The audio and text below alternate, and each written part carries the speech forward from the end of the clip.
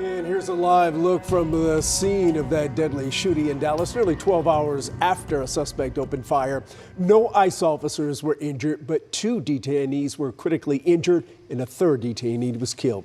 Thanks for joining us. I'm Chris Lawrence. And I'm Cynthia Izaguirre. Tonight, we're bringing you comprehensive coverage, tapping into the full strength of our newsroom. Our team of journalists have been working around the clock. Yeah, senior crime and justice reporter Rebecca Lopez helped break this story, and senior political reporter Jason Whiteley has been hearing from some of his political contacts as well. Together, we're going to unpack how it happened, who the suspect is, and where the investigation goes from here. But we start tonight with an update on what we've learned in the past few hours. Tonight, the Mexican consulate says one of the injured victims is a Mexican national. They confirm consulate authorities are in contact with the victims' families and are offering support. Also, they're working with law enforcement. Yeah, and here's a look at the where. The ICE facility is about 6 miles from downtown Dallas, right off 35.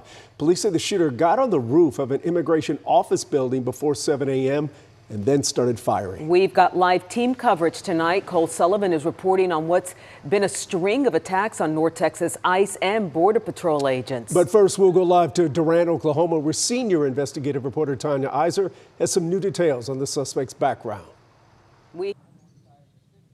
Well, Chris, we've been out here watching a heavy federal law enforcement presence. We're here on the outskirts of Durant. There's a house behind these trees and down this gravel road. And the ATF and FBI, they have been searching that house. That house is linked to Joshua Jahn. He's that 29-year-old that authorities say opened fire on that ICE detention facility this morning and then killed himself. And now, when we arrived here around noon, and the Bryan County Sheriff's deputies, they told us they had been sent here at the request of the Dallas FBI. They also said that the FBI would be releasing more information about this location later. About 3:30 this afternoon, a tactical-style armored vehicle rolled up along with a tactical team. And from the way they moved in, it was clear federal officials were treating this as a high-risk entry. The tactical team left about an hour later, but that search, as I said, has continued. So far, little is known about John. He grew up in Fairview, that's in Collin County, where the FBI also searched a home owned by his parents. Throughout the day, the FBI agents have been going in and out of that house. And earlier today, FBI Director Kash Patel posted a picture of ammunition recovered at the scene, including a round inscribed with the words anti-ICE. Records show John's only criminal history was a 2015 felony marijuana case that ended in probation.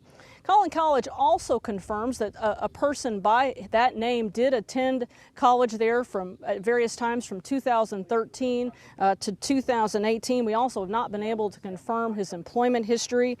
Investigators, they are still working to determine a motive and to determine who he was targeting. For now, we remain here in Durant as we await to hear more from investigators. Back to you. All right, Tanya Iser, thank you. And Rebecca, you have new information about the suspect. Yes, so ABC Network and our colleagues down there have got new information. They interviewed 2 of his high school friends. They said that they knew him 10 years ago.